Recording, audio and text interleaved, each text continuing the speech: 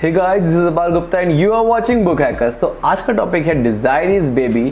थोड़ा सा दिक्कत आपको इसमें आई है और बहुत सारे लोगों ने कमेंट में कहा भी है कि भाई ये टॉपिक बताओ, और मैं समझ सकता हूँ कि आप लोगों को इसमें दिक्कत क्यों आई, क्योंकि इसमें टॉपिक को समझने के लिए मेरे को भी बहुत ज़्यादा दिक्कत हुई। यस, बहुत सारा टाइम लगा इस टॉपिक को समझने के लिए। इसमें कुछ ऐसे सेक्शंस हैं ना, कुछ ऐसे हिस्से हैं इस कहानी के अंदर जो कहीं ना कहीं आपको कंफ्यूज कर रहे होंगे कि इस कहानी में ये चीज़ हुई तो क्यों हुई, कैसे, अचानक से क्यों, मतलब कुछ ऐसे ट्विस्ट हैं इस कहानी में जो आपको कंफ्यूज कर रहे होंगे। इवन मेरे को भी बहुत कंफ्यूज किया। तो कई बार घोर परिश्रम करके हमने इस कहानी का निचोड़ निकाल लिया है और वो आपकी स्क्रीन पे आपको अब दिखेगा, समझ में आएगा। तो फटाफट शुरू करते हैं अपने आज के टॉपिक को, Desiree's baby. The story opens with madame Valmonde visiting Desiree's and her baby. तो यहाँ पे दो कैरेक्टर आपको दिख रहे हैं, मेडेम वेलमोंडे और मोंसियर वेलमोंडे। तो बेसिकली क्या है, ये दोनों एक ऐसे कैरेक्टर हैं जो कहानी के मेन कैरेक्टर के माता पिता हैं, लेकिन रियल माता पिता नहीं हैं। ये दोनों के बेबी नहीं होता, तो ये दोनों चाहते हैं क्यों ना हम जो है एक बच्चे को अडॉप्ट कर लें। तो अडॉप्ट की इच्छा के साथ वो लोग एक दिन बस ऐसी जो इनके पापा हैं मोंसियर, उनको एक खंबे के पास, यहाँ पे है मेंशन, एक बिग स्टोन पिलर, एक खंबे के पास, एक पिलर के पास एक बच्ची मिलती है और जिसका नाम है डिजायरी, जिसके ऊपर पूरी कहानी बेस्ड है। ठीक है, तो वो बच्ची इनको मिलती है कहीं पे, और बेसिकली वो बच्ची जिस कहानी में माना गया है कि पास में एक पार्टी चल रही थी, पार्टी ऑफ टेक्सन्स, वहाँ से किसी ने उस बच्ची को छोड़ दिया और वो इनको जो है मिल गई। लेकिन जो मेडेम है, जो माँ है, उनकी माँ की ममता जाग उठी है। वो ये बोलती हैं, नहीं भाई ये तो किसी और की हो चाहे ना हो, मुझे नहीं पता, ये हमारी है, भगवान की देन है और ये अब से सिर्फ मेरी बेटी बन के रहेगी। तो बेसिकली माँ जो है, वो मेडेम जो है, वो डिजायरी को, अपनी बच्ची को पाल पोस के बड़ा करती हैं। और 18 साल बाद, 18 ईयर्स लेटर, आप देख सकते हैं, आर्मंड ऑबिंगनी, एक बॉय, एक ऐसा कैरेक्टर जो इस कहानी में एक नया पहलू लेके आता है, एक नया स्टेप आगे बढ़ाता है। बेसिकली वो बचपन से ही जानता है डिजायरी को, और 18 ईयर्स के बाद all of a sudden falls in love with Desiree. अचानक से उसको प्यार हो जाता है डिजायरी से, suddenly. Okay, when he sees her standing against the stone pillar. अब भाई उसने बेसिकली एक दिन उसको देख लिया कहीं पे खड़े हुए, और उसको जो है उससे प्यार हो गया। लव एट फर्स्ट साइट कह लो या कुछ भी कह लो। हालांकि वो बचपन से उसको जानता था कि उसके बाद भी, क्योंकि उन दोनों का काम लगभग सेम था। क्योंकि मेडेम जो मम्मी है डिजायरी की, और जो आर्मंड है जो उसके पेरेंट्स है, वो कहीं ना कहीं कांटेक्ट में है, बिजनेस से कुछ मिलता जुलता का काम है, वो कहानी में है, उसका इतना कुछ मेन कुछ ऐसा है नहीं। तो बेसिकली क्या है, आर्मंड डिजायरी को बचपन से ही जानता था, और वो 18 ईयर्स के जब वो हुई तो अचानक से उसको जो है उसके अंदर उसको लेके इमोशंस जाग उठे और he falls in love with Desiree. Okay, even though they know each other since they were small children. जैसे कि मैंने कहा, ever since Armand and his father came from Paris after his mother's died. Armand की mummy की death हो चुकी है। इस कहानी में ये बताया गया है कि पेरिस से वो लोग लौट गए और अपने घर आ गए, जहाँ यहाँ पे ये डिजायरी जो है रहती थी। और मम्मी की डेथ के बाद, मम्मी की डेथ होने की वजह से आर्मंड जो है बेसिकली वापस आ गया अपने घर। आई थिंक जहाँ पे ये लोग आए हैं मिलने, दैट इज़ लाइब्रेरी, है ना, लाइब्रेरी में आ गया वो, और वहाँ पे वो देखता है डिजायरी को, उसको उससे प्यार हो जाता है। मोंसियर वेलमोंडी proposes that before their relationship becomes more serious, Desiree's origin should be examined. मोंसियर जो उसके पापा हैं, उसने कहा कि भाई, बेसिकली किससे कहा, आर्मंड से कहा कि भाई इससे पहले कि तुम दोनों का जो रिलेशन है वो और सीरियस हो जाए, I want to tell you something, मैं तुम्हें कुछ बताना चाहता हूँ कि Desiree's origin should be examined, कि तुम जान लो कि डिजायरी बेसिकली उसके पीछे एक सच्चाई है, वो क्या है। However Armand is so in love that he does not care about Desiree's ancestor. जब उसने बताया पापा ने उसको कि भाई इसके माता पिता हम नहीं हैं, कोई और हैं, तो वो उसे फ़र्क नहीं पड़ा।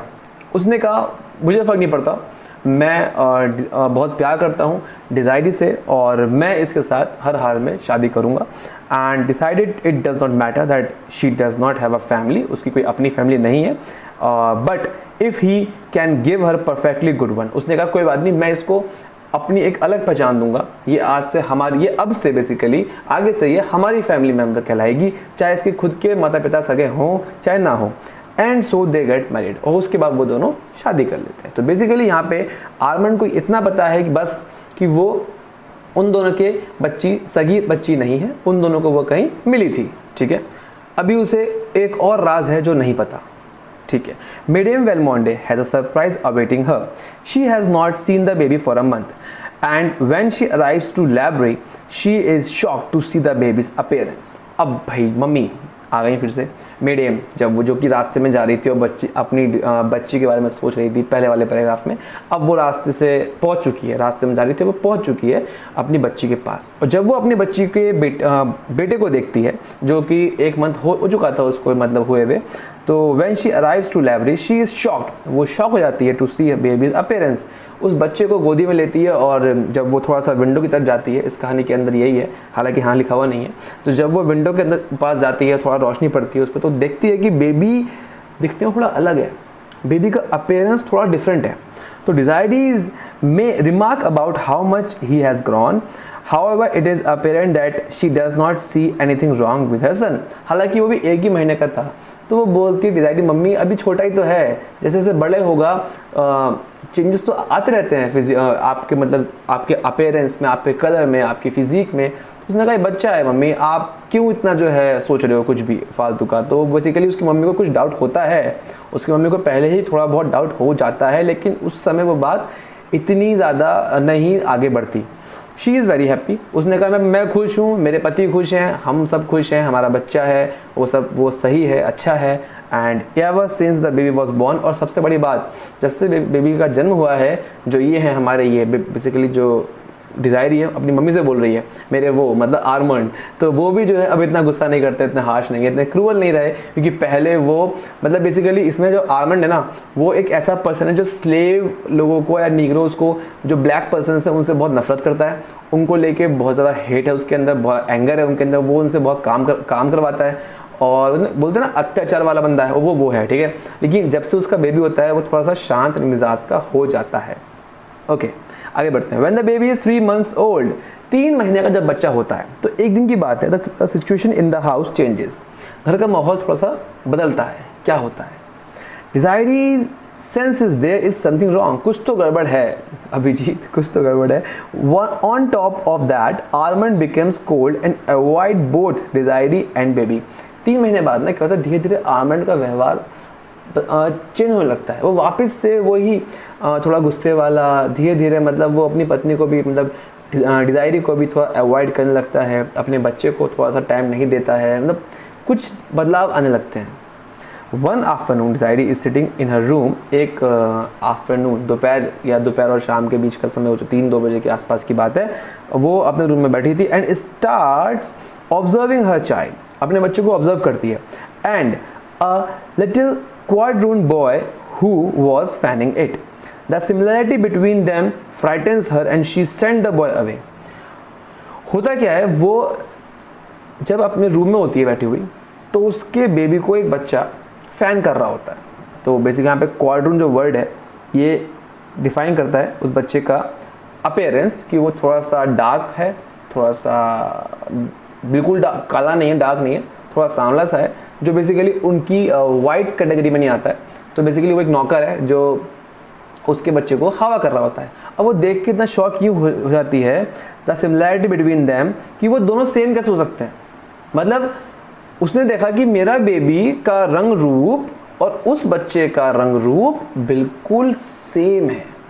तो ये देख के उसके माइंड में बहुत ज़्यादा टेंशन आ जाती है और वो रो पड़ती है, फूट फूट के रोती है, उसकी आंखों से इतना आंसू निकलने लगते हैं, जैसे बोलते हैं ना बहुत ज़्यादा बेहाल हो जाना, बिल्कुल पागल हो जाती है कि यार ऐसे कैसे हो सकता है कि मतलब मेरा बेबी है, मैं वाइट हूँ, तो मेरा बेबी इन स्लेव्स के कलर से मैच कैसे कर रहा है। तो वो बहुत कंफ्यूजिंग, यही वो सेक्शन है जो मैं कह रहा था, जो आपको बहुत कंफ्यूज कर रहा होगा। तो यही वो सेक्शन है, अब ध्यान से सुनना, इस आगे जो मैं आपको बताऊँगा समझाऊँगा, ठीक है। When Armand arrived back home, जब आर्मंड वापस घर आता है, Desiree ask him about the baby, वो उससे पूछती है बेबी के बारे में कि भाई आपको क्या लगता है इस बेबी को देख के, आपको मतलब क्या समझ में आ रहा है। बेसिकली आर्मंड जब आता है रूम में एंटर करता है तो थोड़ा सा इग्नोर करता है, वो अपने काम में व्यस्त है, अपने पेपर्स देख रहा होता है। तो वो उससे पूछती है, आर्मंड बुलाती है, नहीं सुनता, फिर से बुलाती है, आर्मंड नहीं सुनता, जाके उसका हाथ पकड़ती है, बोलती है आर्मंड सुनो। तो बोलती है देखो ये बेबी जो है ये अपीयरेंस को लेके उससे वो बात करती है, तो he respond that indeed the baby is not white. उसने कहा कि बच्चा देखो, बच्चा वाइट नहीं है। तो उसको भी ये बात नहीं पता होती कि भाई बच्चा वाइट क्यों नहीं है।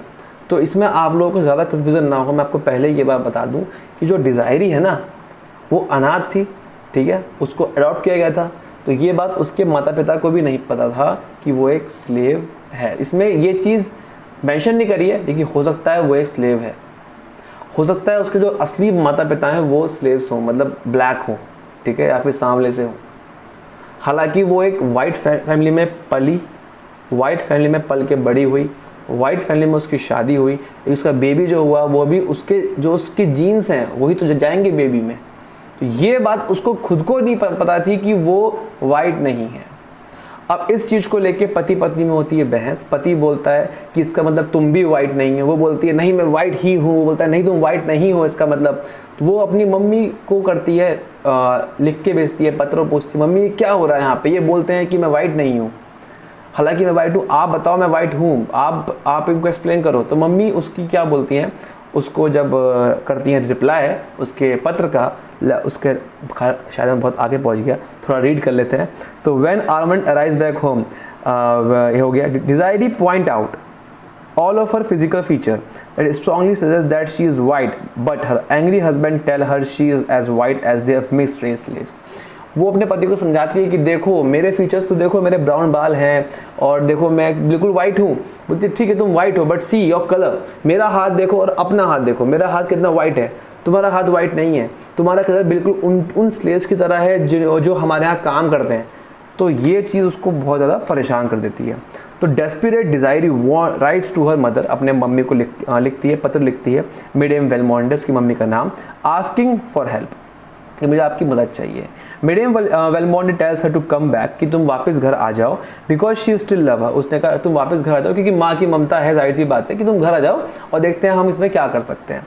Afterward Desiree ask her husband about his opinion and he send her away. उसने कहा मैं, फिर वो जाके पूछती है अपने पति से कि देखो मम्मी मेरे को बुला रही हैं तो क्या मैं घर जाऊं, मेरे को बुला रही हैं तो क्या मैं घर जाऊं, पक्का पूछती है कि पक्का जाऊं। वो बोलता है हाँ जाओ। तो बेसिकली वो भी उससे एंग्री है, उसे भी नहीं पता था कि क्या चल रहा है, उसको बस इतना दिख रहा था उसके पति को कि भाई ये शायद हमारी कैटेगरी का नहीं है और इसने जो है जो बेबी जन्म दिया है वो समाज में उसकी बदनामी करेगा। बेसिकली वो उस बेबी को इस तरह से ले रहा था कि ये समाज में मैं किससे क्या बोलूँगा, किस किस को समझाऊंगा, लोग क्या कहेंगे। तो यहाँ थॉट दिख रहा है, देखो थॉट, आर्मंड का थॉट दिख रहा है कि वो लोगों की सोच रहा था, उसे वो अपनी वाइफ को भूल गया, अपने बच्चों को भूल गया, उसने अपनी सोची वहाँ पे।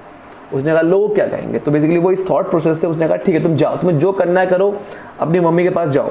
तो वो निराश होके she does not take the road leading to the Valmonde but instead she disappeared in the bayou. अब क्या है, वो अब निकलती तो है घर से लेकिन वो अपनी मम्मी के घर की तरफ नहीं निकलती, जो कि रहती हैं पता नहीं कहाँ रहती हैं, लेकिन वेलमोंडे फैमिली में नहीं जाती वापस। वो एक ऐसी जगह चली जाती है, इसका नाम यहाँ मेंशन करा हुआ है बैयू, और यहाँ पे वो जाके एक सुनसान जगह है, एक जहाँ पे जंगल बंगल है, तो वहाँ जाके शी डिसअपेयर।